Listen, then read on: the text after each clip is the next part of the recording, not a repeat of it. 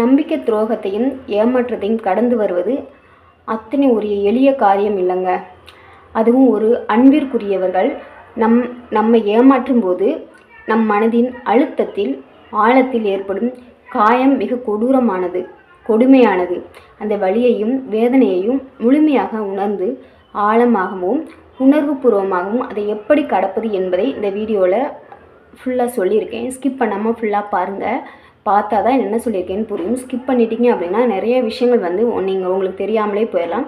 Skip பண்ணாமல் ஃபுல்லாக பாருங்கள். ஓகேங்களா? இப்போ வீடியோக்குள்ளே போகலாமா? அதாவது நம்பிக்கை துரோகம் வழிகள், அதை நம்மளுக்கு பிடிச்சவங்க நம்மளை ஏமாற்றிட்டாங்க, நம்மளால் மறக்க முடியாத நிலையில் இருக்கிறோம் அப்படின்னா அந்த வழியை கடந்து வருவது எப்படி, நம்மளை நாம் மாற்றிக்கிறது எப்படி அப்படிங்கிறதா சொல்லியிருக்கேன். ஃபர்ஸ்ட் ஒன் என்ன அப்படின்னா வழியை மறக்காதீர்கள். அதாவது அழுதே தீர்த்து விடுங்கள். இப்போ என்னென்னா நம்மளுக்கு வலிக்குது அப்படின்னா அதை மறைக்கக்கூடாது. மற்றவங்களுக்கு தெரிஞ்சால் அசிங்கமாயிடும் அப்படின்னு சொல்லி மறைக்க நம்ம தான் மன அழுத்தத்திற்கு உள்ளாகும். சரிங்களா? நம்மளுக்கு வலிக்குது அப்படின்னு தெரிஞ்சிச்சுன்னா அதை வெளிக்காட்டிடணும். மனசு விட்டு அழுதரணும், யார்கிட்ட சொல்லிடணும். அப்படி சொல்லும்போது அழும்போது நம்மளோட மன கஷ்டங்கள் வேதனைகள் வலிகள் எல்லாமே குறைஞ்சிரும். அப்புறம் நம்ம அடுத்த கட்டத்திற்கு போகலாம். ஆனால் எதையுமே வெளிக்காட்டாமல் மனசுக்குள்ளே வச்சுக்கிட்டோமோ அப்படின்னம்னா மன அழுத்தத்திற்கு உள்ளாவது நம்மளாக மட்டும்தான் இருப்போம். சரிங்களா? அதனால் எந்த ஒரு விஷயத்தையுமே வெளிக்காட்டுறது ரொம்ப ரொம்ப நல்லது. வலியை மறைக்காதீர்கள், அழுதே தீர்த்து விடுங்கள். ஏமாற்றப்பட்ட நொடிகளை நினைத்து அழுகை வந்தால் அதை அடக்காதீர்கள்.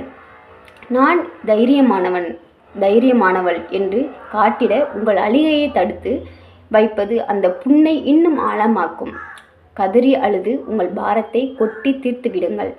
அழுகை பலவீனம் அல்ல, அது ஒரு மனதை சுத்தப்படுத்தும் ஒரு வடிகால் அப்படிங்கிறத புரிஞ்சுக்கோங்க. அழுகிறது அப்படிங்கிறது பலவீனம் இல்லைங்க. நம்ம மனசை நம்ம சுத்தப்படுத்துகிறோம், அழுக்குகளை நீக்கிறோம் அப்படிங்கிறதுக்காக தான் நம்ம அழுகிறோம். சரிங்களா? அந்த ஏமாற்றப்பட்ட வலிகள் நம்ம சேர்த்து வைக்காமல் அதை கழிவுகளாக நினச்சி நம்ம வெளியேற்றணும் அப்படின்னு நினச்சிங்க அப்படின்னா நீங்கள் அழுதுருங்க. சரிங்களா? மனசு விட்டு கத்தி அழுதுருங்க. அப்போ தான் உங்களோட வலிகள் குறையும். ஓகேங்களா? தவறு உங்கள் மேல் இல்லை என்பதை உணருங்கள். அதாவது உங்களை ஏமாற்றிட்டு போயிட்டாங்க, உங்களுக்கு வலியை கொடுத்துட்டு போயிட்டாங்க அப்படின்னா அதுக்கு காரணம் நீங்கள் இல்லை, உங்கள் மேலே தப்பு இல்லை. அவங்களுக்கு உங்களை புரிஞ்சிக்க தெரியல, உங்களோட அன்பை புரிஞ்சிக்க தெரியல, உண்மையான அன்பு என்னன்னு தெரியல அவங்களுக்கு. அப்படி ஏமாத்தினவங்களுக்கு நீங்கள் உங்களை நீங்களே குத்தி காட்டிக்காதீங்க, கஷ்டப்படுத்திக்காதீங்க. ஏமாற்றப்பட்டவர்கள் அடிக்கடி செய்யும் தவறு நான் ஏன் அப்படி இருந்தேன், என் மேல் என்ன குறை என்று தங்களை தாங்களே சுய பரிசோதனை செய்து தண்டித்து கொள்வது தான். ஏமாற்றுவது என்பது ஏமாற்றுபவர்களின் குணம். அது உங்கள் தகுதி குறைவு அல்ல, உங்கள் தூய்மையான அன்பிற்கு அவர்கள் தகுதியற்றவர்கள் அப்படிங்கிறதா உண்மை. சரிங்களா? அதனால் உங்களோட தகுதிக்கு அவங்க பொருத்தமானவங்க இல்லை. உங்களை ஏமாத்தினவங்க உங்களுக்கு சரியானவங்களாக இருக்க முடியாது. ஏன்னா உங்களுக்கு சரியானவங்களாக இருந்தாங்க அப்படின்னா உங்களை விட்டுட்டு போக மாட்டாங்க, உங்களை ஏமாற்ற மாட்டாங்க. உங்கள் தகுதிக்கு அவங்க சரியானவங்க கரெக்டானவங்க அப்படிங்கிறது இல்லை. சரிங்களா? உங்கள் தகுதிக்கும் அவங்களோட தகுதிக்கும் எட்டவே எட்டாது அப்படிங்கிறதா உண்மை.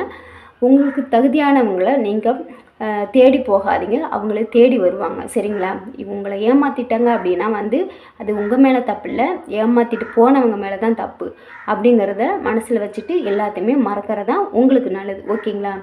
ஏன் இப்படி செய்தார்கள் என்ற கேள்வியை நிறுத்துங்க. உங்களை ஏமாற்றிட்டு போயிட்டாங்க, வழியை கொடுத்துட்டு போயிட்டாங்க அப்படின்னா ஏன் இப்படி செஞ்சாங்க, நான் நல்லா தானே பண்ணேன், நல்லா தானே இருந்தேன், நல்லா தானே பாசத்தை காட்டினேன் அப்படின்னு உங்களுக்குள்ளேயே ஒரு கேள்வியை கேட்குறத தயவுசெய்து நிறுத்துங்க. அவங்க தப்பு பண்ணதுக்கு நீங்கள் எந்த வகையிலும் பொறுப்பாக முடியாது. ஓகேங்களா? அவங்களுக்கு நான் என்ன பாவம் செய்தேன், ஏன் என்னை இப்படி ஏமாற்றினார்கள் என்ற கேள்விக்கு உங்களிடம் என்றுமே பதில் கிடைக்காது. ஏன்னா தப்பு பண்ணது அவங்க, நீங்கள் இல்லை. அந்த கேள்விக்கான பதிலை தேட தேட நீங்கள் இன்னும் ஆழமான குழியில் தான் விழுவீர்கள். அதுதான் உண்மை. நீங்கள் இந்த கேள்விகளை உங்களுக்குள்ளேயே கேட்க உங்களால் முன்னேறி வர முடியாது, மேலேறி வர முடியாது. அந்த குழி பறிக்க நீங்கள் தான் கீழே விழுவீங்க. அதுதான் உண்மை. அதனால் உங்களுக்குள்ளே நீங்களே கேள்வி கேட்கறத தயவுசெய்து நிறுத்துங்க.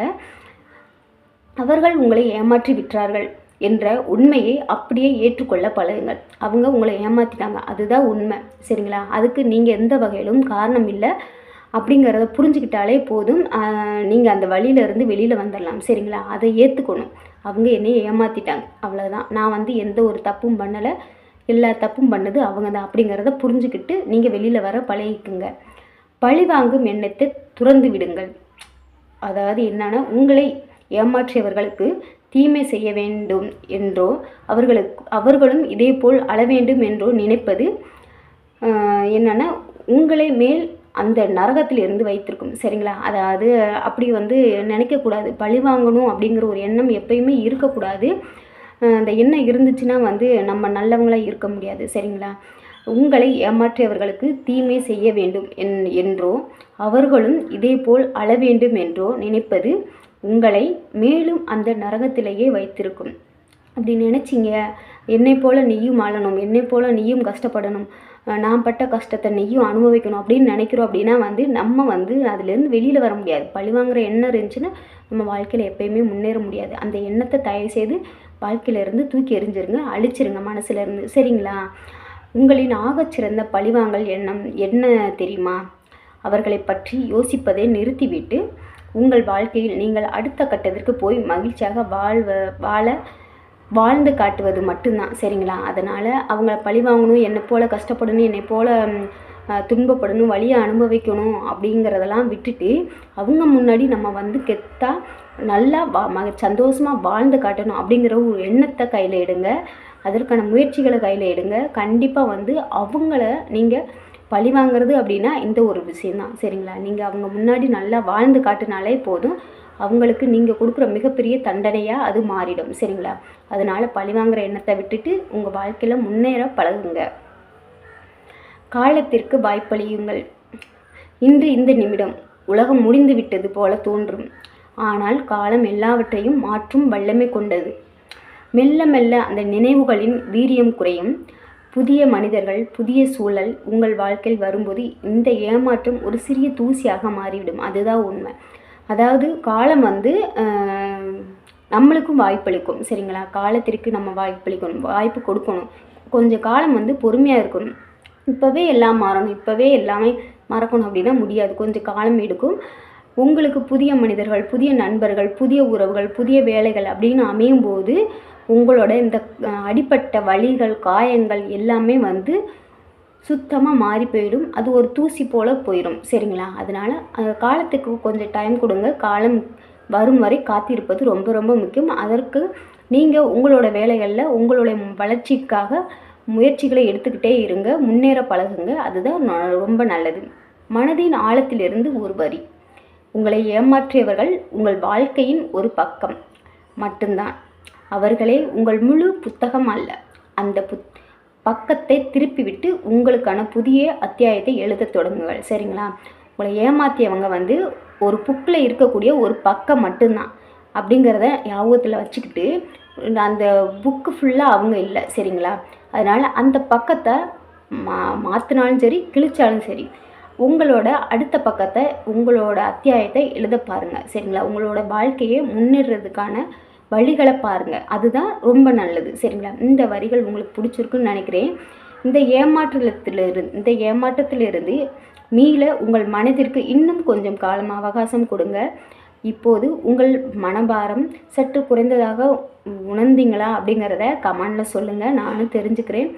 உங்கள் மன கஷ்டம் குறைய நீங்கள் என்ன பண்ணுவீங்க அப்படிங்கிறதையும் கமெண்டில் சொல்லுங்கள். இந்த வீடியோ உங்களுக்கு பிடிச்சிருந்தால் லைக் பண்ணுங்கள், ஹைப் பண்ணுங்கள். ஹைப் பண்ணிங்கன்னா எனக்கு பாயிண்ட்ஸ் கிடைக்கும். இன்னும் கொஞ்சம் வீடியோ அதிகமாக போடுறதுக்கு எனக்கு வாய்ப்பும் கிடைக்கும். ஓகேங்களா? இந்த வீடியோ பிடிச்சிருந்தால் லைக் பண்ணுங்கள், ஷேர் பண்ணுங்கள், கமெண்ட் பண்ணுங்கள். சப்ஸ்கிரைப் பண்ணாமல் இருந்தீங்கன்னா சப்ஸ்கிரைப் பண்ணிவிட்டு பெல் ஐக்கனை கிளிக் பண்ணிட்டு ஆல்ங்கிறத கிளிக் பண்ணுங்கள். அப்போ தான் நான் போகிற வீடியோஸில் உங்களுக்கு நோட்டிஃபிகேஷனாக வரும். ஓகே, பாய்ங்க. அடுத்த வீடியோவில் பார்க்கலாம்.